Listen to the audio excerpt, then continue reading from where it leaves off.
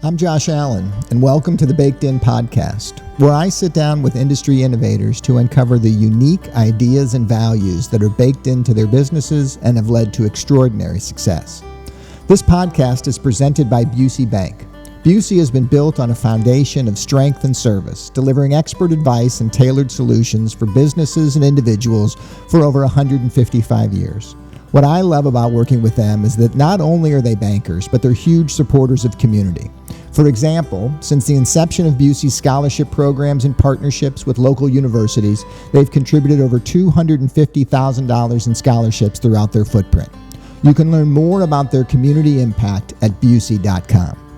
On this week's episode, I'm catching up with Lucas Farrell of St. Louis Bucket List and Bucket List Creative. St. Louis Bucket List is an independently owned media source right here in downtown St. Louis that was originally created and founded by Lucas and his wife Marissa to share foodie adventures and everything great about our town. It's blown up to have over 180,000 followers on social. Lucas parlayed that success to launch Bucket List Creative in 2019 to help local partners build their brands online through social media management, content creation, and web design. Full disclosure, Lucas handles all of our social media, both Companion Baking and the podcast. We talk about the general state of social media and where it's headed, the rise of influencers and their role in the landscape, and how to measure success for cynics like me.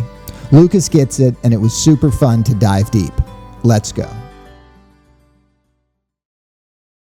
So I'm super excited to have you here this morning. Full disclosure and transparency, you handle the social media for me, for Companion, for the podcast, and then also for my sister's taco stand that she has in Ladue. So it's a little bit loaded in my cynicism on how this whole process works. So I want to talk a little bit about what you do specifically with Bucket List Creative and the St. Louis Bucket List, and then I'd like you to answer some of my questions that I have, because you know me.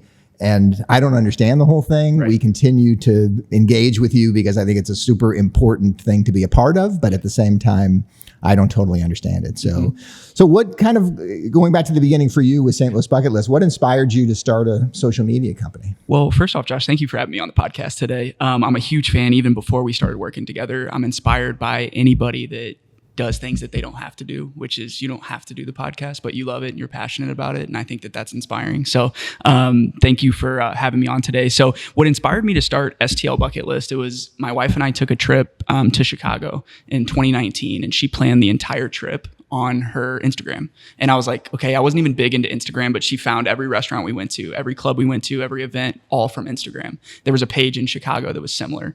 So then when I came back to St. Louis, we lived in Southampton, like kind of over by Macklin in South City. And I'm like, there's nothing like this in St. Louis. There's organizations like Explore St. Louis, Downtown St. Louis, Greater St. Louis Inc. that do a good job, but they're not telling stories to people that are in that age group of 21 to 28. They're like, hey, where's the happy hour spots? What are the spots that young people hang out at? So we created it. We made STL Bucket List. We made the handle, and we were anonymous because we were kind of embarrassed. We were like, we're just posting about these places that we go to, but we never showed our faces. We never showed anything. We would just write blogs and write about them.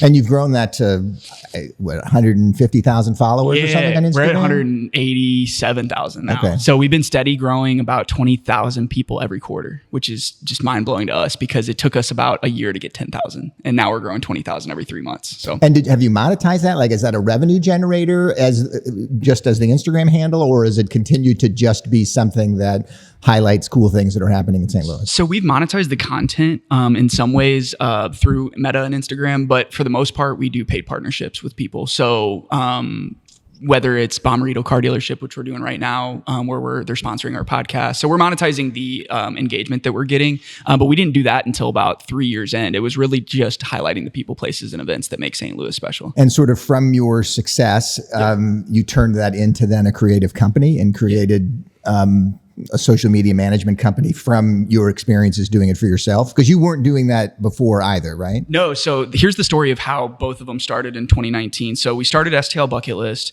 and then I was working for a local construction company as a salesperson. And I was working as a salesperson, but I wasn't getting any leads. So I was like, hey, we were a small company, probably three guys and then an owner.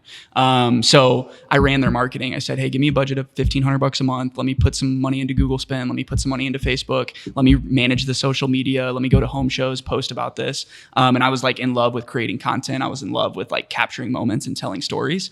And then we were picking up leads. Instead of getting 2 calls a week, we were getting 6 calls a week. Then we were making more money. And then eventually when I started STL Bucket List, I started Mango Marketing, which was our previous company name. We rebranded to Bucket List Creative, just to kind of cohesiveness. I asked that guy to be my first client. I said, hey, I'm going to quit, but I want to work on a retainer and do your marketing. And it was a small amount, maybe $750 a month. But then that was like, okay, that's my first client. And now I can go out and do my own thing. And he kind of empowered me to do that. So he was a huge part of me starting my own business in 2019. So what were the biggest obstacles then? Just getting clients, getting cynics like me to buy into this idea that I need to spend this money on a monthly basis? Yeah. I mean, I was 23 years old. So I think it was knowing people that own businesses, knowing people that believed in social media. And I think it was just getting out there in general. I mean, we went through 2020, which was not a time for people spending marketing money. So that was a time where we learned a lot. But I think it was, I did a lot of networking. I've done, just building our brand. And then STL Bucket List has really been our best lead generation. I mean, we've built that up and it feeds right back into our back end agency. So you've proved the model with yourself, and then you do it. So what stands apart for you guys? When you're selling somebody on your services, because there's a lot of folks, independents, small organizations, a lot of agencies have just social media management as part of the whole creative agency thing. What sets you apart in what you do? I think really what sets us apart is our team, that we're super passionate, but we also have the pages that people are paying for the engagement that we can get on our pages. So when we do an event with Jody at Pedal the Cause, we can boost that organically for no money, where other agencies might have to pay ad dollars to get that same type of engagement to get people out there.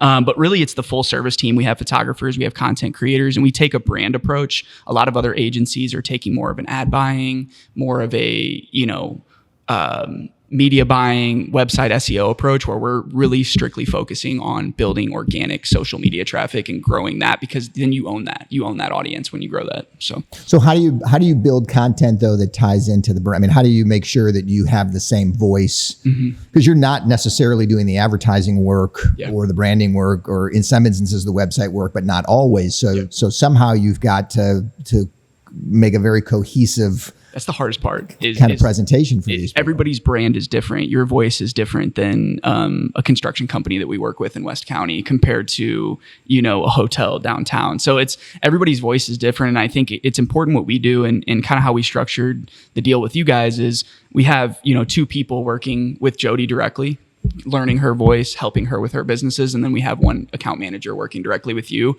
And we try to learn people's brands and learn people's voices, because it's important, because you guys are on social media. And if you see something and you're like, I would never say that. That's why having the content put out. But it's hard. We struggle with that every day. We still have owners of businesses testing us, like saying like, I would never say that, or I would never do that, or that picture's terrible, or whatever, whatever it might be. Sure. But we might not know, because we're not in the day to day. We might not know that person doesn't work there anymore, or that something happened with that picture that we put up. So it's incumbent on the organization that you're working with to stay involved. Like it can't be a total hands-off relationship. We can't just let you just run with social media, because if it doesn't tie back to what we're working on, what we're focused on, what our voice is, if we're not constantly checking that for you, it really has to be a partnership. It has to be, and that's why it's important to have marketing teams. I mean, we have relationships with people that we never hear from, and the content goes down from there. But I think that it's important that people are involved in it, but also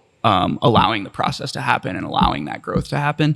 But yeah, it's a catch-22, but having people like Donna on your team and everybody like that working together is definitely a huge benefit. So where's the industry headed? Like how do you sort of stay on top of the trends, and what are you looking at? And then where do you see it going? Obviously, in the last handful of years, it feels like it's all gone to video, and everything's got to be some kind of short form reel or TikTok or something. But I mean, is video will always be the future? Is there something coming? I think video. So I have experience.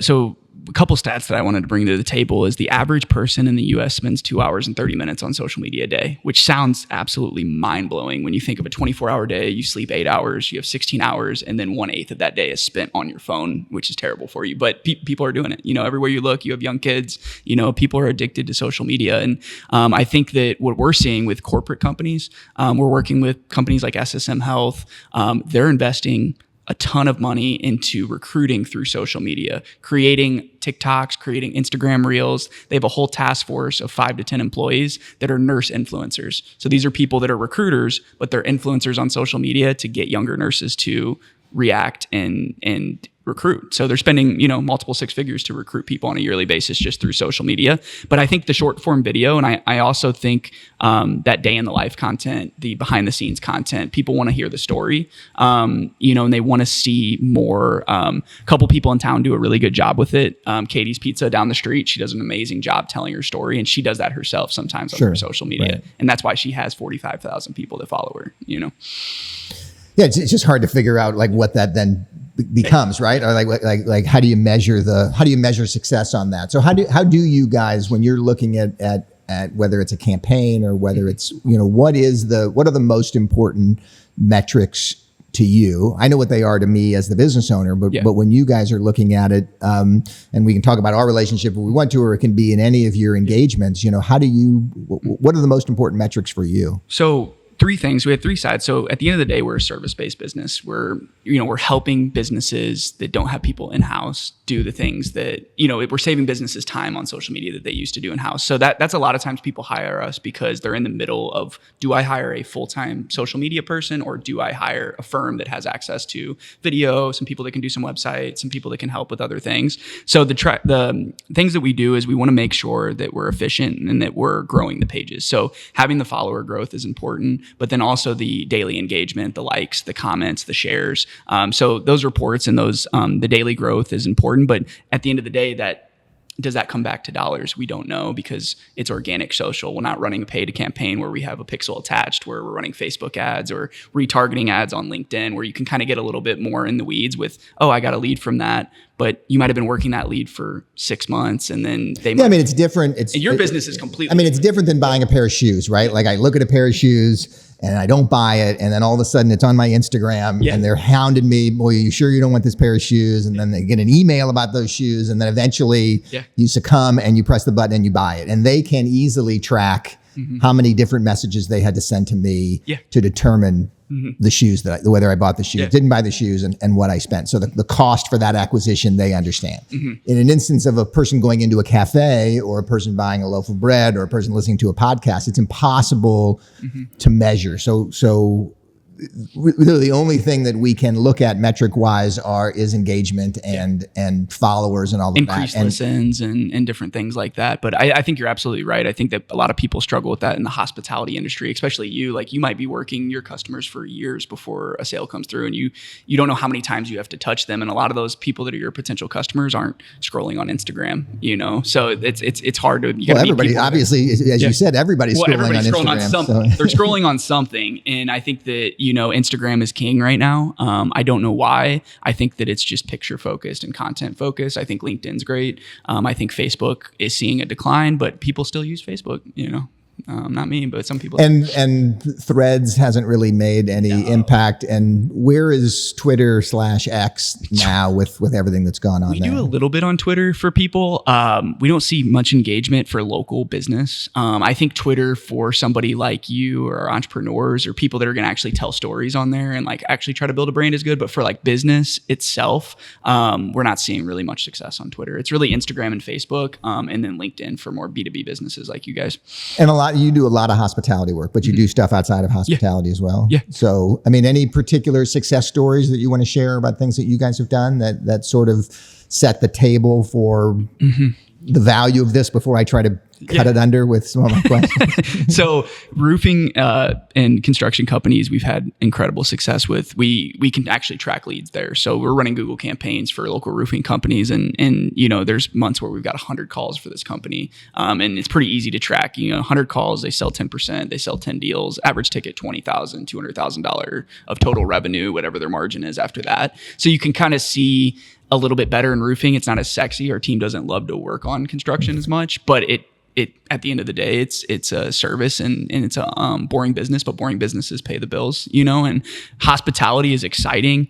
It's difficult. We've opened restaurants for people. Ben Parimba, a mentor of mine, we've opened 3 restaurants with them. We're about to open 3 more. That's the fun part for us. Sure. It's really to get to be there from the inception of it. Not like have anything to do with any of the design of anything that's going on, but just to be able to launch that with him. That's super inspiring. Danny and Steve, who I know you guys know and work with, we're going to be helping them launch a couple new restaurants. So I think that those from Steve's Hot Dogs, yes, and from the Fountain. Yeah. Right. So we're going to be helping them launch those, and we've closed down restaurants. So we've done a lot of things with it, but I think that hearing people find out about things through social media. Oh, I didn't know that this, place sold this. And I didn't know that person worked there for 10 years, and really telling stories through social media. That's our goal. And that's our success story, and seeing the staff and the families interact with it and really, really build a brand through that. So let's take your St. Louis bucket list hat off for a second and kind of turn you into the social media expert consultant that we're going to have. And so, I mean, these are the kind of questions that I was thinking about as we made our decision, obviously, to move forward. And I still don't know. It's one of those things where I don't mind writing you a check every month because I know I have to do it, sort of a thing. But I'm still cynical because I just don't understand it. Right. So, I mean, I guess just as a starting point, what are the biggest mistakes generally that small and mid-sized businesses make? And I guess one of the fear mistakes that I had was this not doing it. Yeah. So not having a presence online. Yeah. But what are the other, in addition to that, and is that a mistake people would make, would be to just not engage? Mm-hmm. And then what are the other kind of common mistakes that you guys see that are kind of the low hanging fruit? Yeah. So I think the biggest mistake is not valuing social media. There's a lot of people in town that could increase their revenue by 5% or 10% just by having a presence or even having a profile. Some people don't even have profiles that are small businesses. But I think for you guys, the biggest thing, the biggest mistake that people can make is hiring the wrong agency, because what can happen is that can set you back. Let's say we work together for a year. Not only is it a significant investment, but also if you have to onboard another agency next year, it sets you guys back. You remember in December and January how much stress that is to switch everything over. It's good to just find an agency that you trust, somebody that's local. I always tell people to work with somebody local. There's enough great creative people here in St. Louis that you don't have to go out of town to find an agency to work with. We're in Agency Row right here where we're recording. But yeah, I think the biggest mistake. It's interesting that you say that, because for a number of years we worked with we had a PR firm that's outside of St. Louis that also did our social media management for us, and the biggest challenge with them not being local is it was hard. It was almost impossible for them to build the content, right? Yeah. It was us then building the content and sending. And then you feel like it's another job for you, right? And then and then they're giving us assignments. So now I'm trying to offload something, and all of a sudden I get a list of, okay, here's the 7 pictures we want you to take this week, and here's the stories we want you to take, or we want you to create, and then we'll write it and post it. And I'm like, well, why wouldn't I just? I could just do that, but. I mean, the St. Louis thing is really interesting, and certainly this podcast, more than anything, we keep uncovering people doing just incredibly cool stuff in St. Louis. And we only work with people, not saying we wouldn't work with somebody out of town, but we just prefer to be able to drive down the street and come see you guys, or go to breakfast with Jody at Companion instead of doing a Zoom call, or instead of it's just easier for us to do that. We love seeing our clients and we love supporting them. And there's enough people, there's enough business in St. Louis that we don't have to go anywhere else. So how do you figure out for a particular business what the right platform is? Because as we talked about, there are a number of platforms. I mean, is it just that Instagram's king and so everybody needs to be on Instagram, or how do you differentiate? Because obviously even with our relationship, the podcast is totally different than the wholesale bread business, which is totally different than the retail cafe bakery business. You guys are very unique. It was a very hard thing to wrap our head around working on it, because we're like, okay, we have this podcast, but we also have this, and we want to make sure that we're sharing our resources across all of them equally, because we don't want to spend 100 hours a month on the podcast when the cafe might need work. But I think finding a platform is easy. So the roofing company, is not going to do anything on Instagram. Nobody's going to follow a roofing company. Nobody cares what color shingles that somebody has. Nobody cares that the flashing and the gutters match or anything like that. Nobody's following a roofing company on social media. So I think with roofing, we stick to mostly organic through LinkedIn, business to business, commercial stuff like that. But I think with hospitality, it's important that social media is supposed to be social, and it's not about, we got to stop thinking of it about us. It's about the person that's following us. So I think what you guys do a really good job with is highlighting your guys' customers and your partners. So I think that's a good way of telling stories, highlighting customers and partners. But it's usually Instagram, Facebook, LinkedIn, and then if we do TikTok and Twitter, we'll add that. We have software that we can post to all of them at the same time, so we don't have to log into each individually. That takes a lot more time to do that. Is the whole thing storytelling? I mean, is that really what's our agency happening? Specifically? Because we're not out here saying that we're the best ad agency in town. There's, like I said, we're right next to some of the most creative, most seasoned web agencies, most seasoned ad agencies. What we're the best at is organic social media and day-to-day posting, consistency, a lot of stuff that other agencies don't want to do. We work with a lot of agencies that ship us work because they don't want to mess with just the day-to-day social. They just want to do the higher level stuff like the SEO or, the Google campaigns or the LinkedIn retargeting stuff. How important is the cadence or the volume or the velocity of posting versus the quality of the posts? I mean, is 7 decent posts better than one great post? And I don't even know how you would define great versus decent. So it's a hard question, but is consistency king? Yeah. Where you just got to be out there on a regular basis because that's where the engagement comes from eventually. And you never know which one is going to attract somebody, but you just got to keep getting stuff out there. Or do you wait and try to make more impactful posts less often? Yeah, I'm torn between both. And I think that it's brand specific. So, for a brand like STL Bucket List, we're posting 2 times every day. So our content calendar has 28 pieces of content every 2 weeks that we're looking at, we're reviewing, we're finding, we're identifying. We're Companion, the wholesale. We went down to 2 posts because we're like, why are we posting 4 or 5 times a week when we're just like pulling content out of nowhere? Like, oh, look at this in the break room or look at this outside. Like, let's actually every post hit hard.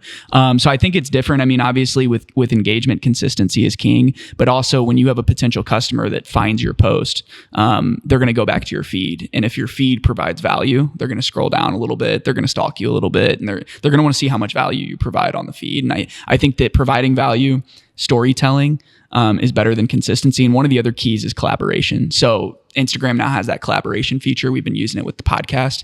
That has crushed our numbers. When we do a collaboration with Kevin Limp, that goes all the way to his audience now too. So that podcast goes onto his page as well.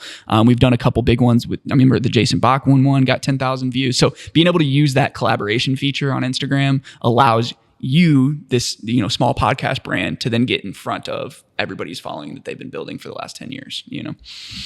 And that's a new feature in the last 12 months? That's been new in probably the last 6 months. I think that was last summer they started doing that, because it was, everybody would post it. Like, you would send the art to the other person. You'd be like, hey, can you please post that? That's work for that person. They have to then put it into their Instagram, type the caption. Now all they have to do is click a button and say accept, and it goes right onto their page.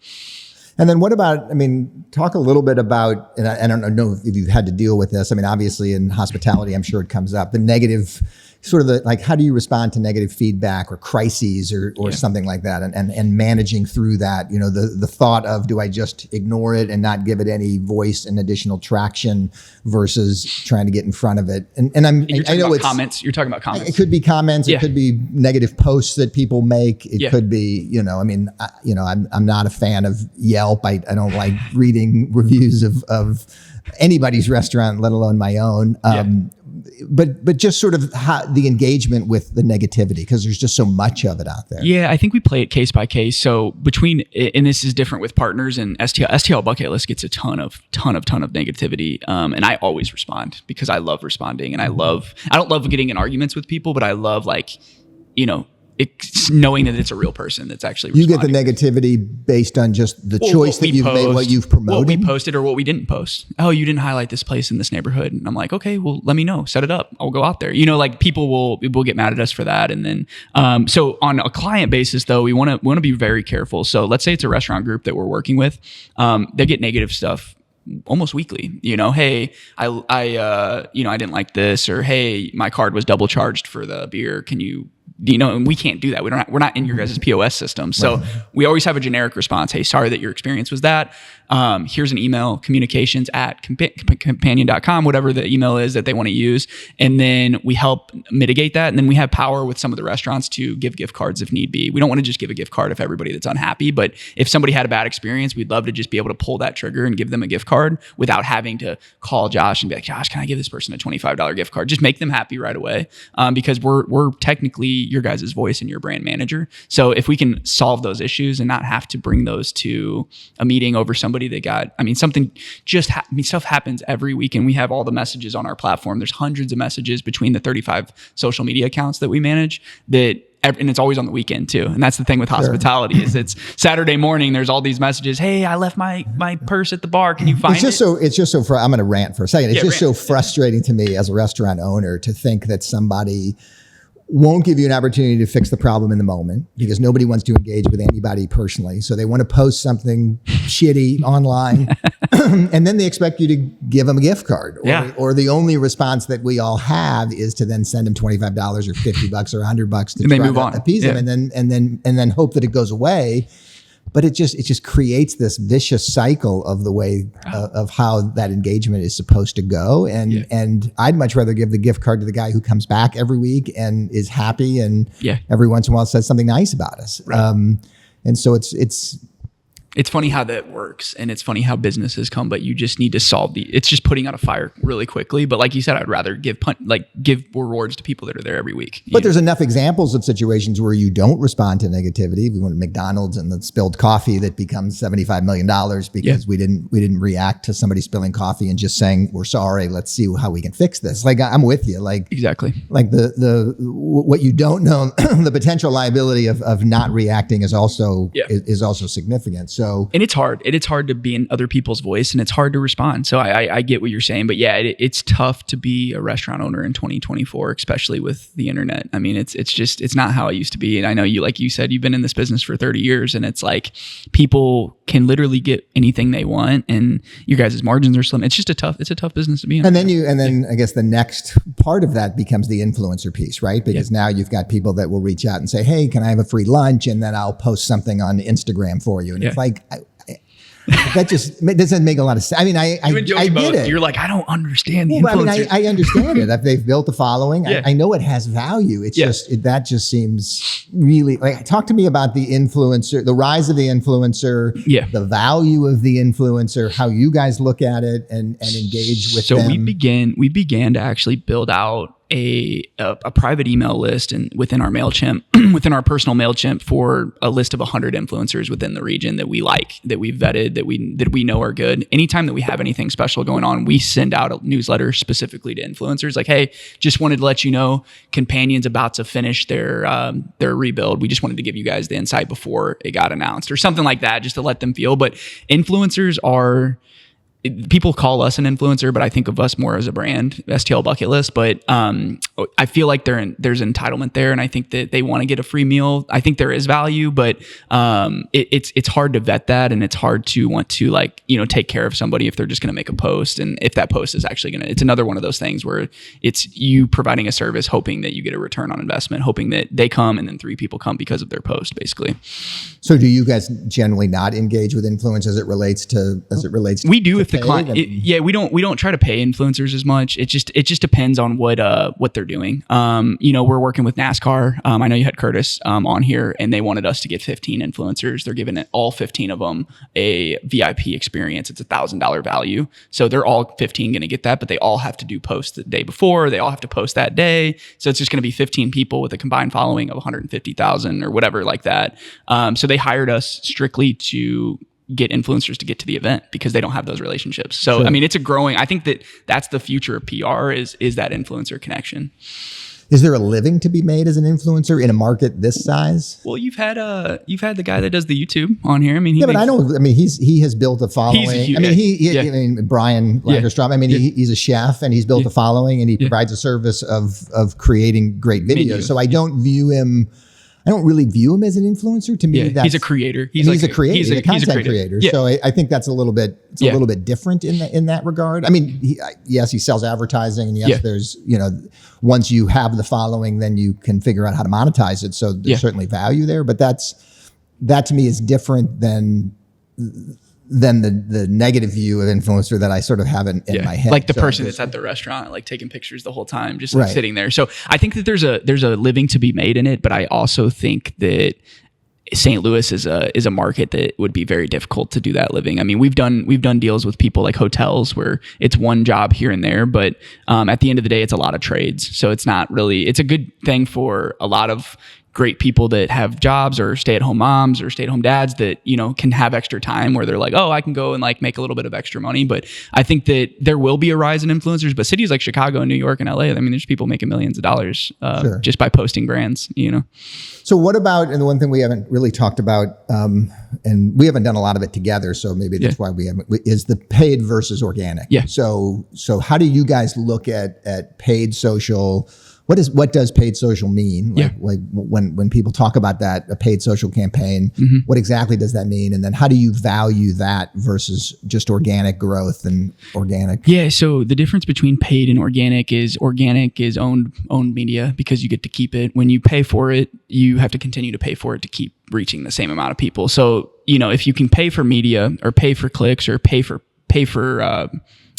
paid social campaigns and you can gain followers from that, then you can earn, paid, clients that you can retarget and stuff like that. But I think that the difference is you're paying per click. And with organic, it's an organic social, regardless if you work with an agency. If we were able to grow your page to a certain amount, that's your page. You own that audience. You can continue to post to that audience, your email list, you own that. So I think that the reason I like organic and the reason we like organic is now we own that list. I can send out an email to 40,000 people because I've built that list up, and I can talk to those people for free instead of having to run thousands of dollars of campaigns every month to try to retarget, especially in your business. It's very, very tough now with the iPhones. Because you can't track as well. So you don't know if you hit that person before. It's hard to actually retarget. So you mentioned the shoe thing, but I think that that's probably been happening less lately. I don't know if that's been happening less, but since they did that iPhone update, you're not getting retargeted as much as stuff you talk about. I don't know if you've noticed that or not, but maybe I'm just not looking for as many shoes as I was looking for before. Yeah, I was going to say, you got the New Balances on a lot. So what's the, my dad's shoes, as my kids refer to them. I'm there with you, bro. And like a boosted post would be taking a post that had some traction, did okay organically, and then you pay just to sort of amplify the message a little bit, just to get it out a little further. So a boost is different than an actual paid campaign. So a boost, you would just be like, oh, for $100, you can reach 4,000 extra people. Okay, boom, I pay the $100. I reach 4,000 more people. If we're actually in the back end of Meta, you're looking at Business Suite. You can have all these different campaigns of who you're targeting. Maybe you're targeting restaurant owners on one. Maybe you're targeting HR people. For corporate catering on another one. So you can have these different audience buckets, but it's beginning. I mean, we've done ads for the last 5 years and we're kind of moving away from it just because we want to do what we're great at and we want to do what we love. And we don't love being in the back end of Facebook tracking and doing all these different things. We love creating content and posting and growing people organically. But I think LinkedIn's a good thing for paid just because they have their job titles. It's a lot easier to target people when they have a job title in their description. Sure. Facebook, they used to do that, but now on Facebook, everybody's like, nobody wants to have anything on Facebook anymore just because there's too much craziness going on. And you find LinkedIn to be a good tool for certain. Yeah, the commercial roofing company has been awesome. We've been able to literally just target HR and property managers. So we've been spending very little money and been able to really target the people that he wants to reach. How do you tell somebody to budget for social media? Like how do you look at it as a percentage of revenue? Do you look at it and say this is the growth that you want in revenue, so it's a percentage of the growth target? Like how do you tell somebody like me this is how much money you should be spending on somebody managing your social media? Yeah, so we look at it. Where I'll actually go ahead and do it. yeah, exactly. So I mean, we have to obviously we have to put it and make it make sense for somebody. They have to be able to afford it. So we really look at it as a percentage of revenue. We tell people that they should spend between 3 and 7% of their total net on marketing. So whatever that is, if they do $100,000 a month, they should spend about $7,000 a month in marketing. Now that doesn't mean it should be just on organic social. Organic social is just one piece of it. And that's what I try to tell people. Do you have a set formula as to what percentage that should be. So of that marketing bucket. Yeah. But obviously, I guess it would be different. A restaurant would be different than a wholesale business, then would be different than a roofing company. So organic social is so different. Like for instance, the restaurant, the day-to-day stuff is actually way more labor intensive than the wholesale page, because the wholesale page we can kind of schedule out for a couple months and not have to be like, oh, like this is happening today, this is happening today, this is happening today. So I think it's all labor intensive, but really we break it down. We have the formula to our staff. So every social media account gets a account manager, they get a photographer, and then they get a social media manager. So we kind of factor in how much time each of those people are going to spend. And then we have a formula that we use, and we're still perfecting that. I'm not the best business person in the world, but we're really, really trying to. I've been listening to you a lot and how you guys kind of upgraded and did all these different things, but we're really trying to, provide a service that makes sense for people, that saves people time. Like you mentioned with the PR company, it's like,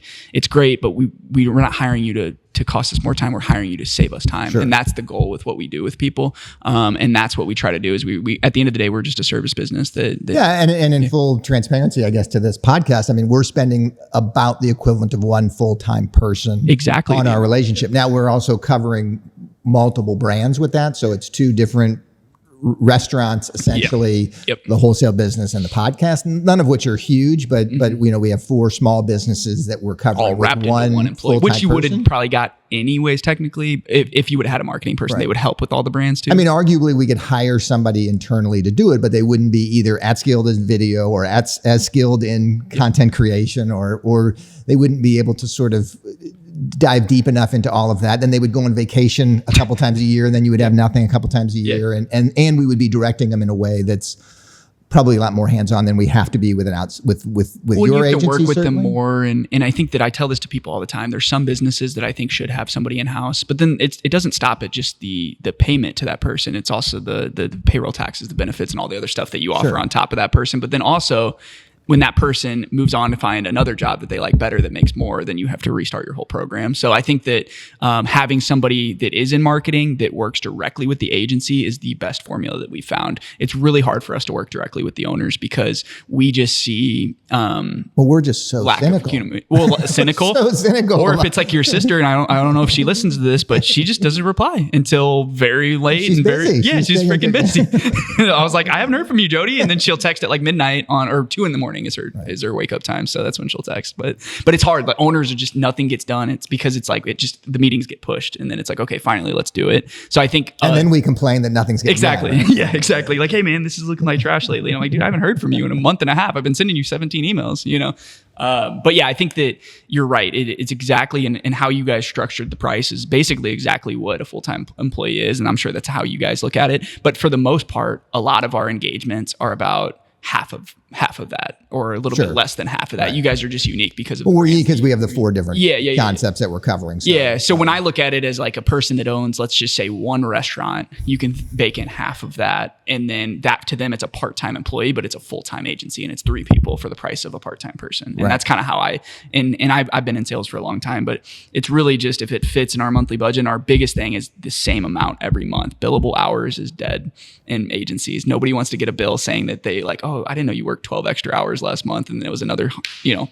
I don't know billable hours, but people used to do that in agencies, and it's just the retainer is easy for business owners to factor. But you're managing my social media. You should be smart enough to know how long it's going to take you to do it. Yeah. And that's the price that we come to. And we've readjusted it with you guys. Like Kelsey used to love being at every one of these, but then we looked at the hours and we're like, Kelsey, you're there a lot at all these. And sometimes if not like she doesn't like coming here, it's just that, hey, that's a lot of hours there. Like then we could be spending at Companion Wholesale, or you could be at this place, or you could be at this place. So we try to have our people track their hours every month. Because if we see a client that takes us 75 hours and they pay the same as somebody that takes us 30, then we have to like look at that and be like, okay, is this really worth it for us? We haven't had that happen yet where we've had to let go of somebody. And our retention rate is pretty high compared to other agencies. I mean, over the last 12 months, we've probably only lost, 2 out of 35 people that we've worked with. So, I mean, that's a really small percentage of people, and it's really unheard of in agencies. And I think that it's the customer service. I mean, we really do anything, even outside of the scope, just to make our customers happy. And that's what we do. It's the same as. So with those 35 clients, like what keeps you up at night? What's the hardest part about what you do? Well, the hardest part is the staff and the team, and nothing's hard about that. But I went from an employee in January of 2023. It was me and Kate from our team who you met. And then, now we have 7. So in 1 year, we've went from a payroll of literally nothing to now a payroll amount that's sometimes more than, what people make in a whole year, and it just comes out every month. And I'm like, dude, this is very stressful because I'm just starting my life. I just had a baby. We're getting our home, doing all these remodels, we're spending all this money, but I'm like, I have to make sure that my team can also do that as well. And I think that that's been the biggest thing that keeps me up at night. It's nothing to do with me, because I know that if this crashed down, that I could find a way to do something again, but I just worry about my team that literally could have went and worked anywhere. They're graduates from SLU, graduates from University of Denver, and they wanted to come work for us because we were a startup and they believed in it. And every time we put out a job app, we get 300 apps because we're just a company that people want to work for. So that's like a privilege. We don't have the best benefits. We don't have all the best things, but we just want to build a culture of people that love what they do and go above and beyond for the clients. But I think that the people, because not only do we have the people that I work for, we have 35 clients or 35 so businesses. You guys are all of our bosses as well. That's the hardest thing about agency life is, we technically work for you.